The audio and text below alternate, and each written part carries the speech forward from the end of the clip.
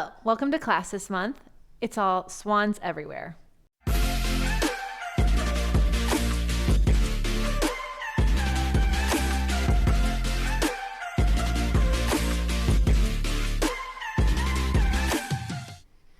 So we're not going to start off with our swan, but we are going to, after our warm-up, get into a few swans and then see how we can use those exercises in every exercise. Like, what does a swan teach our body, even in for flexion exercises? So I just want you to know, I filmed this after the reformer one, and woo, I feel my upper back. So, so just know that you're going to be super connected to your arm back connection after you do this month's classes. I'm just saying. So start off with your footwork springs. So I do one top, one bottom. If you have a Wunda chair that has 4 hooks, I pretty much eliminate the top one. And then when I say one top, one bottom, it would be your bottom, your third from the bottom, right? So that's kind of how I do something. And if it's the middle, then it'd be your second from the bottom. And then if that's too light or too heavy, we can work with it, and you can just hit me up in the Facebook group, okay? So here we go. Be heels together, toes apart. You can also sit on a sticky pad if you have a slippery surface. And place your hands either here on the sides of the chair and hug, so your upper back is connected, or behind your head, or even out in front of you. I would say for this month's theme, skip the out in front and either be sides or behind your head, so that you are connecting your arms to your upper back in a really, like, without cheating. And then push your head into your hands into your head. Push the pedal down and up. We're going for 10. And I actually want you to see how high you can pull the pedal up without tipping your pelvis behind you. And then do you feel how when you push the pedal down, all those leg muscles on the seat and hamstring turn on? Keep them on, or that's the challenge, as you lift your knees back up. And then at the top, when you've hit 10, switch to your arches, feet and knees together, and push down and up. And right here, I want you to really focus on that hamstring glute connection and the inner thighs. Are you pressing through the whole arch of your foot? Are your feet moving around? Right? Are they like shifting? You want to keep your feet solid on this pedal, and you're pressing down and lifting up and feeling those outer hips turn on, your chest lift tall, your arms reach, your elbows reach wide from your back if your hands are behind your head, or you should feel your lats connecting as you hug the chair. After you've done 10, get on your heels, squeeze down and up, and really work that inner heel. Right, so you get that inner hamstring. It's really easy as we do our swan. I see a lot of swans where, like, the legs are really, really turned out and wide, and that can get a little grippy in the upper seat, lower back. And so the more we can get our outer hips to turn on in parallel, the easier it is to find length and space. And then come down to the balls of your feet again. This time put your hands on your thighs so you know you're not cheating. And then keep your thighs parallel to the floor.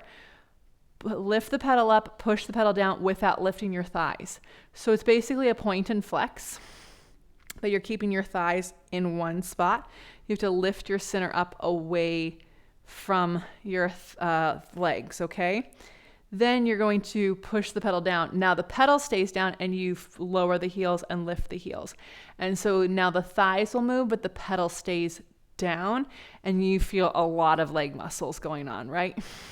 Last 3 and 2 and 1. Lift the pedal all the way up. Okay, harder is to do your 100 with the short side.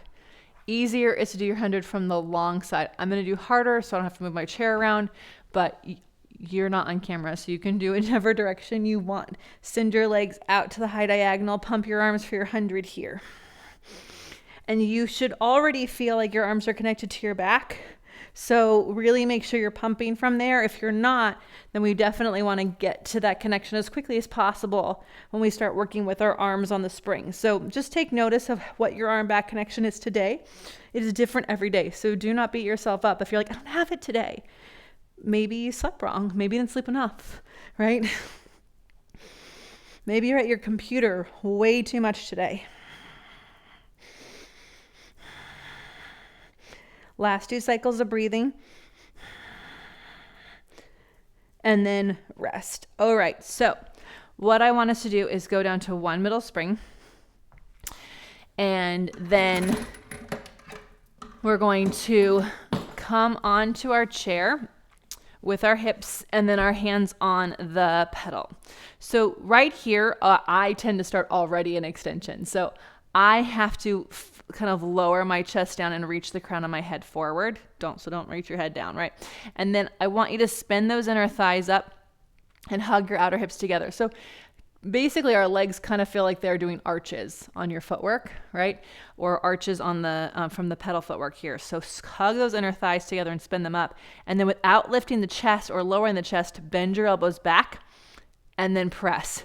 So the elbows back helps you connect your shoulders to your back. And you do 3 of these. Hold for a second. So know that when you do your swan on the mat, when you press your hands into the mat and energetically pull them back, it lets you lift your chest up, right? And that only happens if your shoulders are on your back. So let's do 3 more. Get those shoulders on your back, right? The pedal doesn't push you around. Your spine stays exactly where it is and the arms move. Now, with the arms straight, press into the pedal and pull the arms into the pedal as your chest goes forward with straight arms. Get long to go down. So don't just go down. Try to get longer as you lower the pedal and then pump 3 times.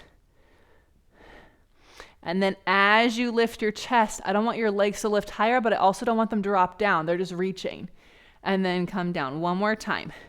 3 elbow bends. And then pull your heart forward. Reach those legs long. Come all the way down to here. Hold. Take your right hand slightly towards the center, not in the center, but just a little bit towards it. Reach your left arm to the side and pause. You're already twisting. So what do you need to do with your left arm to be even? What do you do with your right arm to be even? And then pump the pedal 3 times. And then lengthen, lift. Lower back down, pump 3 times. Lengthen, lift, lower down, pump 3 times. And then lengthen and lift, switch hands. So pump 3 times. Ooh, every side is different. My left arm doesn't love to stay connected to my back as I lift up. So I have to use the spring to teach my left shoulder what I want it to do. All right.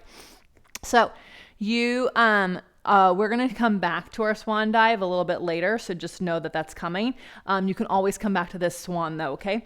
So come off the back and then come heels together, toes apart. Before we get on the floor and do another swan, take your arms up. Feel your arms reach from your back. You know what that feels like now. Round forward, place your hands on the pedal, reach the pedal away, and then lift back up. And again, reach the pedal away and lift. Different than a regular push down, there is a moment as your spine goes from a round back to almost a tall back. It's still slightly flexed, but you are lengthening your spine. You're not pushing your shoulders on and off your back. So reach the whole body to move the pedal. 1 more time. And then with your arms by your ears, right? Connect your arms to your back from your swan and then lift all the way up. So if you roll up with your arms down, it's just cheating a little bit. All right, let's come down to the floor for our other swan. Okay, and then that way we can take all this information with us into everything we do today.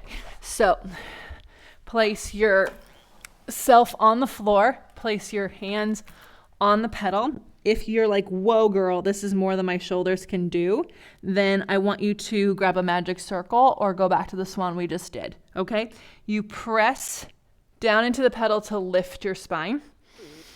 And then you lower your chest and lift the pedal. If the pedal stops moving, your chest has to stop moving and vice versa. So if you press on the pedal and your chest doesn't lift, then that's all. But as you press, your spine should go longer and forward. And then you lengthen and lower. And again, longer and lift and lengthen and lower. 1 more time, pull. And lower. Good. You can sit back, take a child's pose if you need it, right? And then come sitting in front of the chair.